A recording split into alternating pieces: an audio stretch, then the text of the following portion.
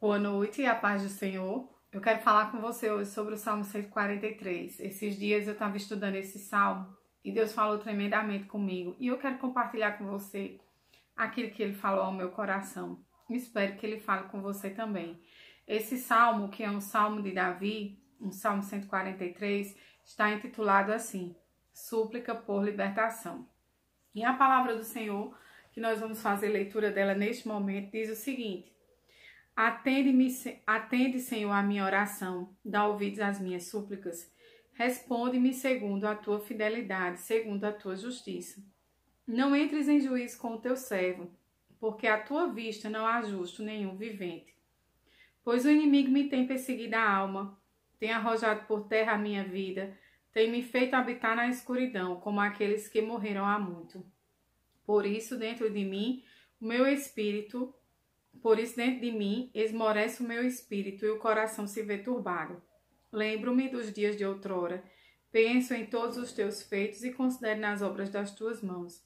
A ti levanto as mãos, a minha alma anseia por ti como terra sedenta. Dá-te pressa, Senhor, em responder-me.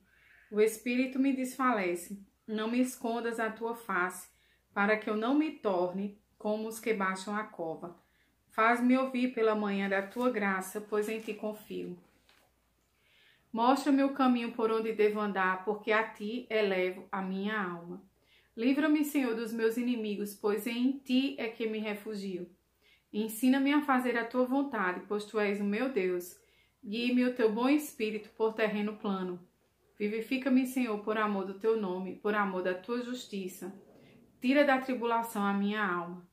E por tua misericórdia dá cabo dos meus inimigos e destrói todos os que me atribulam a alma, pois eu sou teu servo. Amados, tem um mal que tem afligido a nossa geração, tem um mal que tem afligido os dias atuais, que é o mal da ansiedade. Eu entendo que pela rapidez com que as coisas estão acontecendo, tudo hoje em dia, os dias são muito corridos, tudo é muito rápido, as coisas acontecem numa velocidade muito grande, tudo é instantâneo, as coisas acontecem, têm acontecido com muita pressa, e isso faz com que as pessoas elas não queiram esperar. Quando eu li esse salmo, a primeira coisa que me chamou a atenção é que a gente percebe por algumas frases de Davi ditas neste salmo, que ele estava extremamente aflito e angustiado. E essa, infelizmente, é uma realidade com a qual, ao longo da nossa vida, nós nos deparamos. Quem não já se sentiu aflito e angustiado? E Davi, ele estava aflito, ele estava angustiado. Lá no versículo 4, ele diz: por isso dentro de mim esmorece o meu espírito, ou seja, o espírito dele estava abatido, o espírito dele estava esmorecido. Essa é a primeira coisa que a gente entende. Esse salmo foi escrito por Davi no momento de muita aflição. E ainda a decorrência disso, é necessário que a gente tire alguns entendimentos, alguns ensinamentos desse salmo. Porque não são raras às vezes, nem tão poucas as pessoas que têm se sentido abatido. Muitas delas, em algumas situações, chegam até a dar cabo da sua própria vida. Porque a vida, hoje, ela nos leva a situações que são instantâneas. E aí, é bom a gente começar a refletir nesse salmo, porque ele tem ensinamentos tremendos. No primeiro versículo, Davi começa a oração pedindo a Deus para Deus atender a oração dele. Mas é interessante que quando Davi pede para Deus atender a oração dele, Davi não apela para as suas qualidades, para os seus atributos. Davi não apela para as suas qualidades pessoais. Ele podia ter chegado para o Senhor e ter dito assim: Senhor, responde-me, atende a minha oração, porque eu tenho sido fiel a ti. Mas o primeiro passo de Davi diante de Deus é dizer assim: atende a minha oração, Senhor, mas me responda segundo, ele diz no versículo 2, me responda segundo a tua justiça e a tua fidelidade. Davi começa reconhecendo que ele não tem merecimento nenhum diante de Deus, e isso ele vai dizer lá no versículo 2 ainda, Não entres em juízo com o teu servo, porque a tua vista não ajuste nenhum vivente. Então Davi diz, Senhor, me atende, mas me atende segundo a tua justiça, me atende segundo a tua fidelidade, não segundo o meu merecimento, porque a tua vista não tem nenhum justo, não há justo nenhum vivente, ou seja, eu não mereço, mas me atenda por causa dos teus atributos, Pai.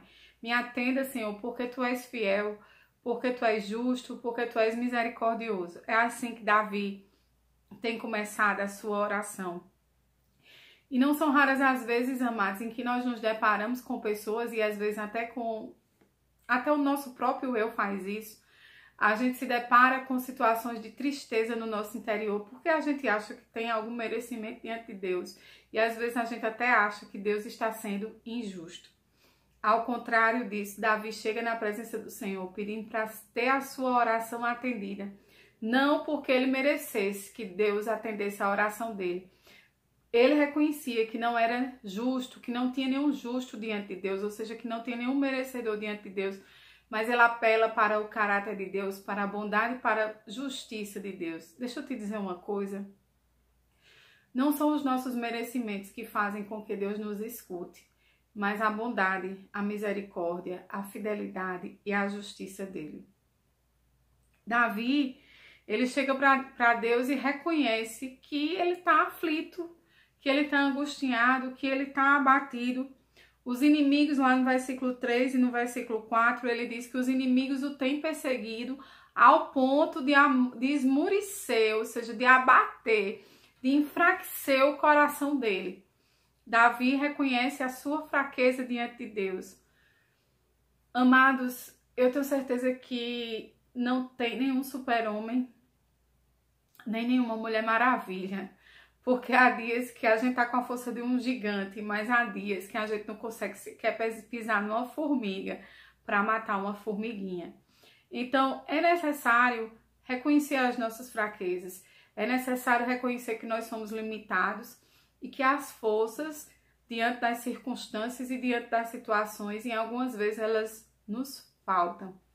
Mas aí, ao mesmo tempo em que Davi reconhece que o inimigo é grande demais, e que a força faltou a ele a ponto dele ficar com o coração abatido.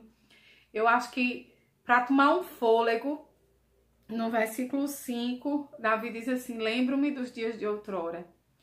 Sabe o que é que nos alimenta muitas vezes em situações de tristeza, de abatimento? São os caminhos pelos quais Deus já nos fez passar. Eu não sei se isso já aconteceu com você, mas já aconteceu comigo. Em algumas situações da minha vida, eu olhei para trás e disse, eu passei por esse caminho. Não, eu não tenho condições de ter passado por esse caminho. E efetivamente, amados, eu não passei, foi Deus que passou comigo. Então, nós temos, diante das nossas fraquezas, das situações que nos são colocadas, nós temos que reconhecer que é Deus quem passa pelas situações conosco. Nós temos que lembrar, como Davi disse aqui, dos dias de outrora, trazer à mente, trazer à memória as boas lembranças, os caminhos pelos quais Deus já nos fez passar. Porque isso alimenta a nossa alma, isso alimenta o nosso espírito, isso faz com que o nosso coração se alegre e nós tenhamos fôlego para prosseguir. Então, Davi diz justamente isso lá no versículo 5. Lembro-me dos dias de outrora, penso em todos os teus feitos e considero nas obras de tuas mãos. Ou seja, Davi lembrou do que Deus já tinha feito, tomou um fôlego para seguir adiante. Davi, lá no versículo 7, ele diz assim, dá-te pressa em responder-me, o espírito me desfalece, não me escondas a tua face, para que eu não me torne como os que baixam a cova. Mas eu não sei se você já se deparou com essa situação de você pedir a Deus pressa. De você pedir a Deus uma resposta com pressa, porque senão você vai morrer. Há situações em que verdadeiramente nós estamos assim, precisando que Deus responda com pressa, porque se Ele não responder com pressa, é como Davi diz, nós vamos descer a cova, nós vamos morrer. E essa frase de Davi revela uma coisa para mim muito tremenda, que nós temos dependência de Deus, nós somos dependentes de Deus, nós somos cinza, nós somos pó. E que se não fosse a mão do Senhor estendida sobre a nossa vida, amados, o que seria de nós? E há situações como essa. Não fique triste se você estiver precisando de uma resposta de Deus com pressa. Se você estiver naqueles dias, porque há esses dias em que você está achando que vai morrer, sufocado, e você pede a Deus uma resposta com pressa, e tenha certeza que essa resposta com pressa Deus vai dar, porque Ele sabe, ao contrário de mim e de você, que muitas vezes a gente não sabe qual é o limite do nosso irmão, mas Deus sabe qual é o nosso limite. Então Ele vem e Ele responde com pressa. Davi apela novamente, faz-me te ouvir pela manhã, pela tua graça, pois em ti confio. Davi, amados, nesse salmo, uma coisa que eu acho linda é que mesmo ele sendo um homem segundo o coração de Deus, porque a Bíblia diz que Davi era um homem segundo o coração de Deus, mas ele reconhece as suas fraquezas e em nenhum momento ele chegou para Deus apelando para aquilo que ele já tinha dado, para aquilo que ele já tinha feito, para aquilo que ele já tinha sido. Não. Davi chega diante da presença do Senhor, ele se despoja da sua majestade, porque ele tinha uma majestade, Davi era rei. Ele se despoja da sua majestade, ele se despoja dessa majestade, ele reconhece a sua insignificância, ele reconhece a sua pequenez e ele apela para os atributos do caráter de Deus. E os atributos do caráter de Deus são bondade, misericórdia, fidelidade, justiça e tudo isso derramado na nossa vida através da graça do Senhor. Então, Davi apela novamente para a graça do Senhor. E, logicamente, que nessa graça de Deus tem orientação. E lá ainda no versículo 8, Davi diz, mostra-me o caminho por onde devo andar, porque a ti eleva a minha alma. Então, Davi pede que Deus o socorra com a sua graça e pede a Deus para lhe mostrar o caminho por onde ele deve seguir. Quantas vezes você já se deparou com situações em que você perde o caminho, você não sabe sequer qual é o caminho por onde você deve seguir. Mas deixa eu te dizer uma coisa, Deus, Ele é aquele que pode te mostrar o caminho por onde tu deve seguir. E Davi, ele pede essa orientação a Deus no versículo 8, pede a Deus para mostrar a ele qual é o caminho por onde ele deve seguir. Lá no versículo 10, ele pede novamente a orientação a Deus, pedindo a Deus para ensiná-lo a fazer a vontade do Pai. Ele diz, ensina-me a fazer tua vontade, pois tu és meu Deus.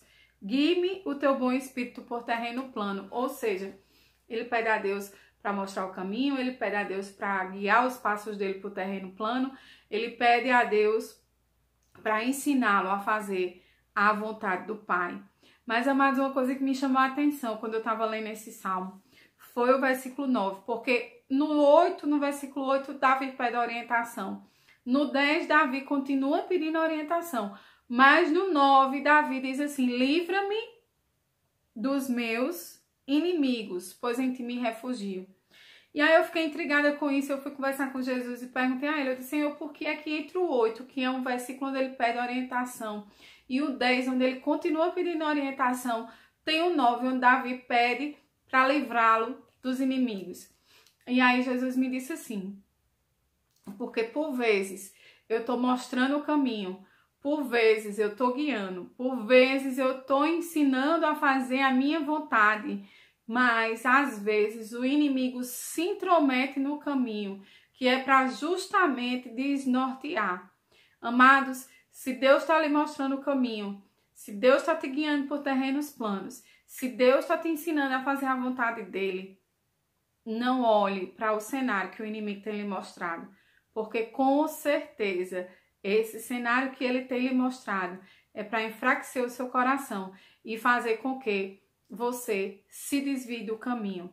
Não olhe para o cenário do inimigo, olhe para o caminho, olhe para o terreno pelo qual Deus está mandando você andar, olhe para aquilo que Deus tem colocado no seu coração para você fazer. Esqueça as paisagens que o inimigo tem lhe mostrado, porque elas são mostradas para fazer você perder o foco. Não perca o foco. Olhe somente para aquilo que Deus está lhe mostrando.